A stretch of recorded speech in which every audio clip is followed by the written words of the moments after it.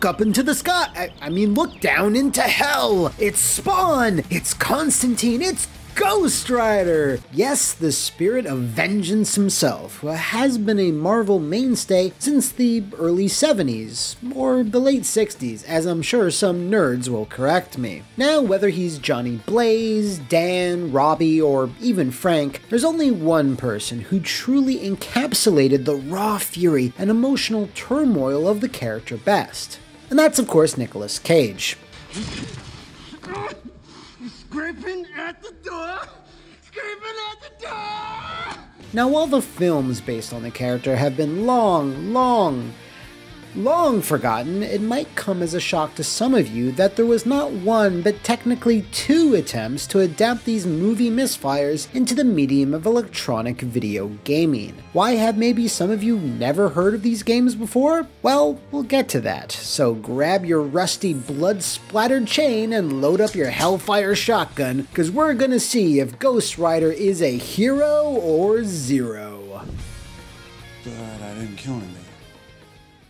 Initially published by McMuscles, who announced they had gotten the rights to the old Flamehead in 2005, they then later announced that same year they were selling the rights to a then unnamed third party, as McMuscles was facing financial troubles, as they often, sometimes, always were. Neat fact, they also sold the rights for another comic book game, The Darkness, in a desperate bid to raise enough capital to continue to exist. Why were they doing so terribly? Well, around these parts, we call that the Advent Rising effect. The game was rigged! Anyway, it turned out that 2K Games were in fact that third party, and scooped up both Johnny Blaze and Jackie Estacado. Now, the first Ghost Rider film, released in early 2007, man, that feels like just decades ago, which it was, actually had a very solid opening weekend for what's regularly seen, as cool as he is, a C-tier hero. It made an easy $50 million over its first weekend in just North America, but the game, despite being released that very same weekend, has very little to actually do with it. Now, it does take some plot elements from the script, but adds just as many new ones on top,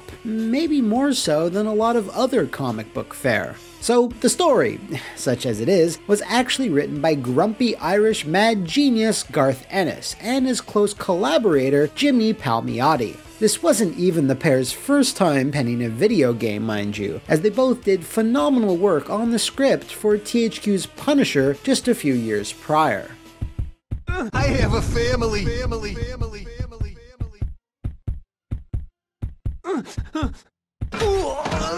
I'm gonna keep the plot synopsis brief, mostly because the plot is incredibly brief. Ghost Rider / Johnny Blaze / not Nicolas Cage needs to stop Blackheart from being brought to life, and at some point the damsel in distress, Roxanne, will need to be saved from said distress.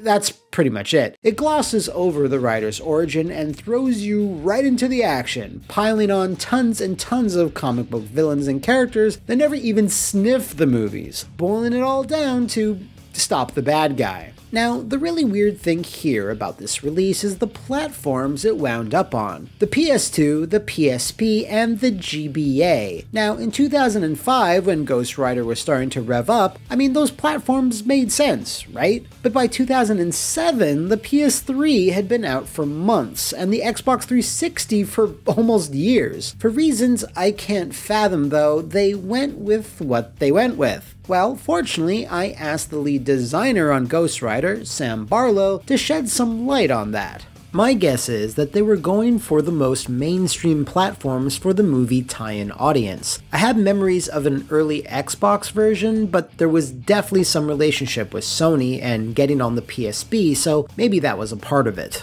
This is probably one of those reasons as to why many of you still might be just rubbing your eyes going, there's a Ghost Rider game? I mean, yeah, the PS2 is like the best-selling console of all time, but the Ghost riding in so late into its life cycle and it being a licensed title probably limited its visibility. But also, why the GBA? The fucking GBA in 2007? The DS had been around since '04 and it's like the second best selling console of all time. But yeah, no DS version? No? Okay. Anyway, moving further down the chain, we have the developer of this oddity, Climax Studio, who certainly has had one of the most unique back catalogs you can name. Established in 1997, Climax cut their teeth developing lots of racing games and loads of ports. I mean, like a lot of ports. So, getting their hands on a big superhero license was probably seen as a potential shot in the arm. I mean, Treyarch and Neversoft were launched by Spider-Man titles, Radical via the Hulk, so why not Climax? Well, unfortunately, with their game being based on the Ghost Rider movie and being released on then outdated hardware, didn't exactly turn out like that. Fortunately, the team on Ghost Rider had a very clear publisher-friendly pitch. Take God of War, add in a dash of Devil May Cry, give it a flaming skull head, and Bob's your uncle. It's a straight-up character action beat-em-up. Fixed camera angles, a defensive roll on the right stick, light and heavy attacks, a style meter but, edgy and peppered throughout were super elaborate bike racing sections that have their own interesting quirks. Anyway, that's the basic gist of the Ghost Rider video game. Nice and simple, and honestly, there's lots to actually like here, and a few things to like a little bit less. I'm getting ahead of myself though, so let's just dig deep into the guts of this supernatural superhero. Alright, so when you boot up the Rider of Ghosts, this is what you are greeted with. A really nice looking late era PS2 game, running at 60 frames per second and in native widescreen. I'm playing this on the PS3 and honestly, it looks dope as shit. You start the game off, I need to repeat this, you start the game off in hell, which is a showcase for a lot of nice effects and textures. The stages themselves, aside from just the land down under, have a nice level of variety. There's mine shafts, desert towns, laboratories, city streets, and a creepy carnival, all looking distinctly moody with some decent lighting, architecture, and skyboxes. Aside from that, there was some serious time put into all of Ghosty's animations. The flame of his head changes color when you reach high combo levels. Fire spews from his shotgun with explosive force, and his combat animations also impress, even if like 70% of them are taken directly from God of War. Now, talking about God of War, yeah, this game copies it down to the control scheme. Attack 1, attack 2, jump, grab, roll, etc., etc. Now, this isn't necessarily a bad thing. Honestly, you could take a million other characters, comic book or otherwise, make it play like God of War, and it'll probably work. Everyone understands how a Kratos TM adventure goes. It's accessible and it's fun, so when a game does a good job at emulating it, it's actually kind of impressive. And really, who could blame Climax here? Ghost Rider is an edgelord who loves to get vengeance on things. It's what he's good at. Oodles and oodles of vengeance. And not only that, he has a chain as his default weapon. It kind of writes itself. Now, I spoke about some DMC influence, and while it's not as prevalent as God of War, it's still there. The style meter, the usage of a gun, the HUD, progress halted via scary demon magic, even the goddamn door transitions are almost identical. Again, these are good things because they all work here and feel appropriate. Derivative, yes. Well done, also yes. Now, there are some things that the game does differently, however slight. Ghost Rider introduces enemies that can only be defeated by comboing them to a certain level, which is a neat system that hadn't really been done in such a way up to this point. Yeah, you needed to attack objects in some DMC games to a certain level for them to open up, but not enemies. Just spamming random attacks at them won't really cut it. Ghost-faced Killa also has two immensely powerful attacks that the player can use strategically, as they draw from the same resource pool. You can either perform one massive screen-clearing attack that can kill most low-level enemies, or opt to put all of that power into a single move to affect one enemy, which of course comes in the form of Ghost Rider's Penance Stare. Great for bosses or tougher enemies, and it also looks phenomenal in this game. Unlike other versions. Now as far as other things the game nails, well, you can level up Ghost Rider with more combos, attacks, health, ammo, all the stuff you'd expect, and even a few things you might not. It's a pretty wide selection overall. You can perform dragon punches, sliding headbutts, and even full-fledged projectiles. There's something for every situation. These upgrades are also balanced well enough that you can get just about everything you want by the time the credits roll. It's kind of a pet peeve of mine when upgrades aren't paced into the game's length, so I'm happy they avoided that here. Now the other key component to the gameplay is the bike segments. These are literal ride to hell retributions, which obviously help to break up the action, but they have their own unique caveats. Now, their inclusion is a good thing, as they're more elaborate than you might think. You can attack in 2 different directions, shoot homing hellfire shots, jump, double jump, and even slide under shit. And the tracks are not straight lines. They throw a lot of stuff at you, making use of all of the bike's abilities. Now, fortunately, unlike in a lot of other games, these, I guess you can call them bonus or minigame style stages, don't ever drag. They were purposely designed to give you a burst of something different, but to keep it brief. In fact, there is no real fluff at all to Ghost Rider. It obviously doesn't have the gameplay depth of DMC or the spectacle of God of War, and it knows this, so it doesn't waste your time with like endless hallways or levels that just don't know when to quit. Alright, now to wrap up on the positives, Climax knew that this game was gonna be on the short side. Most licensed movie games are, so there better be reasons to replay it. You have a couple of unlockable costumes. Classic Ghost Rider, Vengeance, Ghost Rider 2099, man, that is a character that I completely forgot was a thing. But most importantly of all, Blade! Yes, goddamn Blade. I'm coming in. Any unholy fools want to try and stop me? He appears in the story in a bit part, but was able to snag a playable appearance here. What's better is that he's more than just a costume and has his own gameplay. He exclusively uses his sword, needs to drain enemies of their health to replenish his own, but does lack Ghost Rider's screen clearing moves and his shotgun, limiting Blade's options greatly. So he's basically a hard mode for hard motherfuckers who are Always trying to ice skate uphill. Now this is all doubly cool because in terms of a leading role in a video game, this is the best game Blade's ever been in. Sam Barlow also let me in on one more very lamentable cameo that was unfortunately cut. Wolverine was in the game right up until launch, and we were told to remove him last minute. Licensing issues? So there's a weird sequence where we cut out a whole chunk, including Ghost Rider lighting Wolverine's cigar. Go fuck yourself. Aside from costumes, there's a wealth of hell-based goodies you can unlock via XP. There's tons of concept art, a bunch of surprisingly in-depth making of videos, god I miss stuff like this, and even comic books. They're kind of just random pages and not as robust as what you would see in other games like The Amazing Spider-Man, but you know, it's 2007, baby steps. There's even a full suite of fun cheats once you've beaten the game. Infinite Spirit, Link Charge, health, one-hit kills, even a DMC-style turbo mode. Jeez, Climax did not skimp out on the goodies here. So all told, this is a pretty nifty little package. The gameplay is tight, the atmosphere effective, and there's lots of reasons to keep playing, but this journey is going to get a bit rougher as we drive further down this dark highway.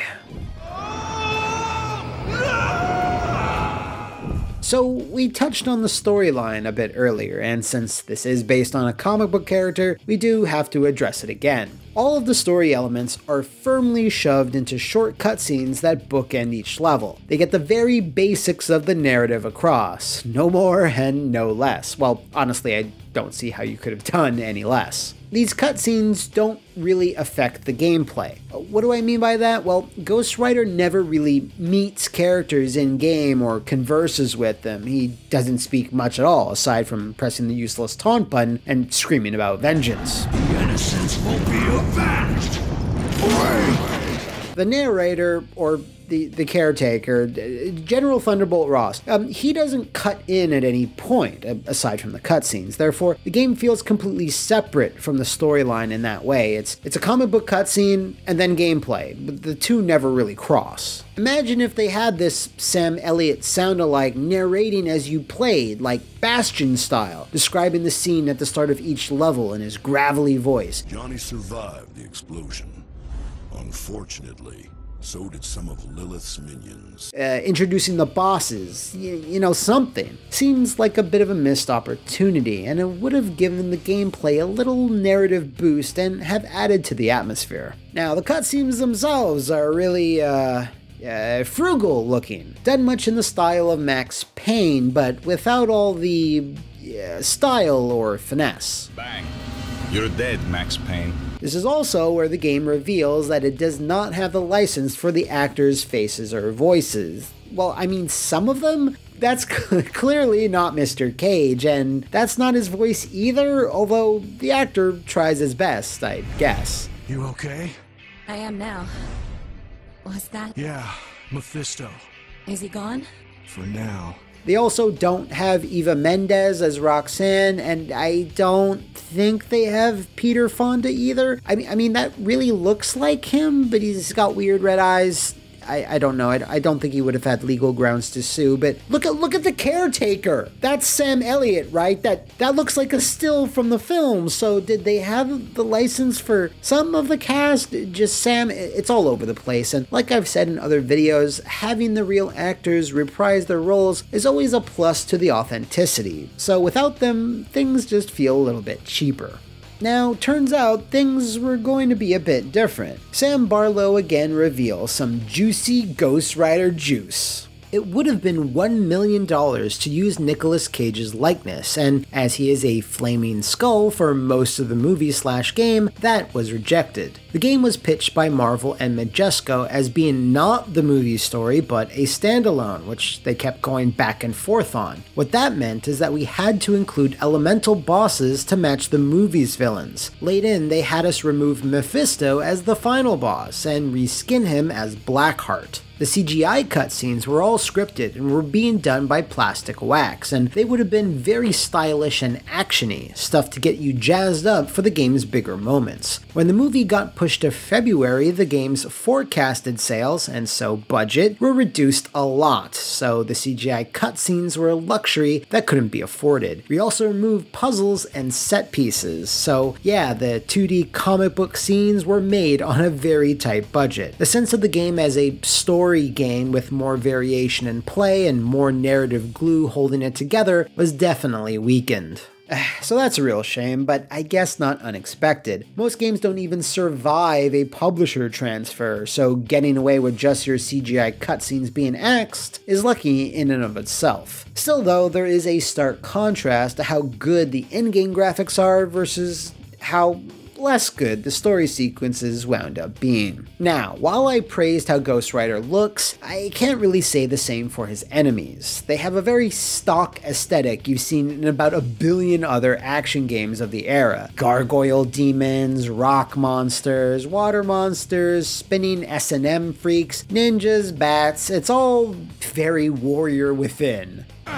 You bitch! So this rogues gallery is really not much to write home to Satan about, and that very much also includes the bosses. In fact, the only one with any sizzle to his steak is Scarecrow. No, not that Scarecrow, the Ghost Rider Scarecrow. There's more than bats in this belfry. It's a shame, because Climax would go on to design much better enemies in their later titles, just not here. Music is another point of contention, and I'll admit this is probably a tough nut to crack. What exactly would be the Ghost Rider sound? Well, in this game, there's the non-battle theme, the battle theme, and the bike battle theme.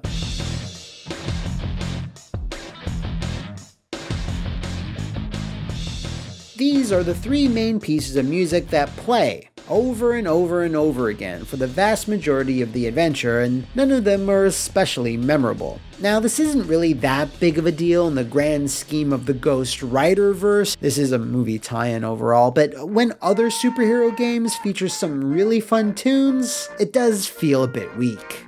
What also stands out, and let's call it what it is jank within the bike levels. Sometimes walls and boundaries kill you outright, sometimes they don't, and sometimes they do whatever the fuck they want. It results in some weird difficulty spikes where you'll have to replay a particular stage a dozen times because you hit one errant obstacle because you can't really see them. The game is pretty dark. Fortunately, you do have unlimited tries, so it's never too bad, but this is still a bit of a rusty spot in the gleaming chain of vengeance. What's interesting though is that the bike levels weren't originally designed to be this way. Sam blows our collective minds once again. My original pitch was pretty much exactly what they did in DMC5. The bike, which Ghost Rider conjures out of the air, would be a weapon that you could combo into your attacks. This seemed A, true to the comics, and B, something that would make the combat stand out against other action games, especially given that Ghost Rider's Flaming Whip was less unique after God of War. It was rejected because it sounded too innovative, i.e. cost/time consuming, and mostly because Climax won that game because we'd made bike games before, and the idea of riding a bike as Ghost Rider was a big part of the license for everyone making the decisions. I don't think the bike stuff turned out great. We struggled with the physics models and AI to make the concept work, also the square footage of art required if you're moving at high speed, but it did help break the game up once we lost the other stuff that would have mixed up the pacing.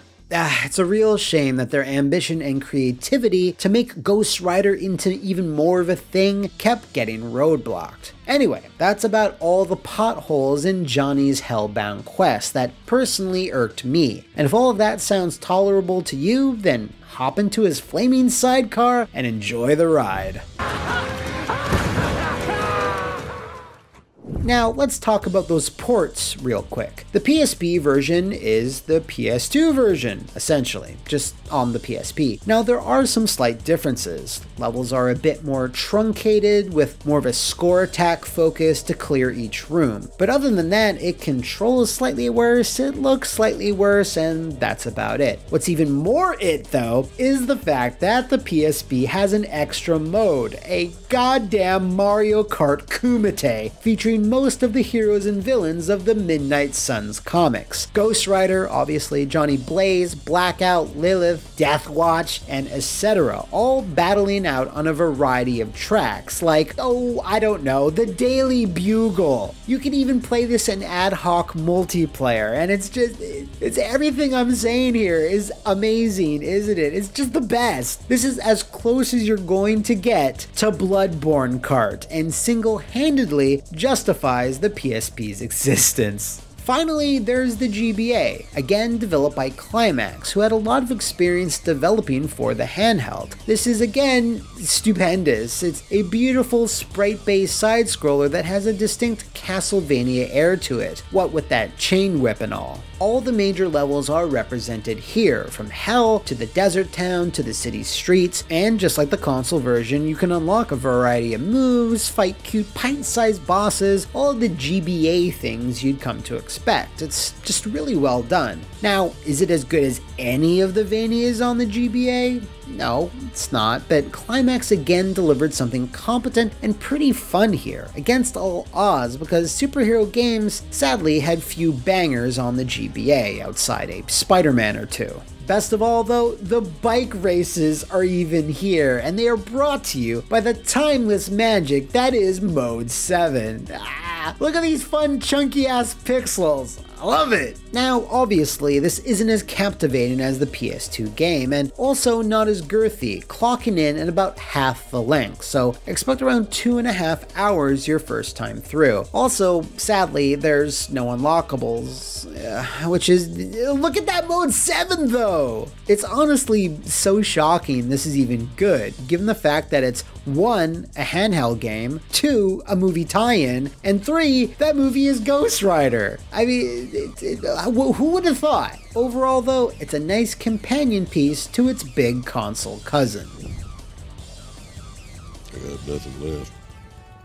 I think it's pretty clear that Ghost Rider has no business being this good. A licensed superhero movie title that switched publishers and was dumped onto a bunch of random consoles in their twilight years, it's a recipe for disaster. And in terms of its sales and reviews, it certainly was. No version fared very well critically, with many outlets criticizing the similar gameplay or flagrant copying of God of War as a negative, which I could understand at the time. Nowadays though, if you were to find this disc in a yard sale or something, or did a curiosity emulation, you'd be incredibly surprised by the quality here and just how fun the combat can be, so it defies your expectations that way, which is again something that can't be said for a lot of superhero fare, even for characters that are way more popular than the Rider who is a ghost. As for Climax, their engine for Ghost Rider impressed Konami enough to land them the job to bring Silent Hill to the PSP with Origins, their first but not their only game in the legendary horror franchise, so that's pretty damn cool. So let's pretend there's a bit of drama in me revealing my conclusion.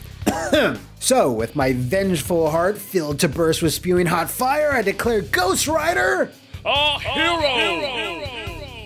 Thanks again to Sam Barlow for kindly answering my questions. Know of any other comic book inspired video games, save for Spider-Man, I have a show just for him, you'd like me to judge? Shout it out in the comments below, hit me up on my super heroic Twitter, or shine a Matt signal on the Flaphouse VIP Patreon to officially nominate the game we'll be flying towards next. Until then, Excelsior dear fans, and I'll see you next time on Hero or Zero.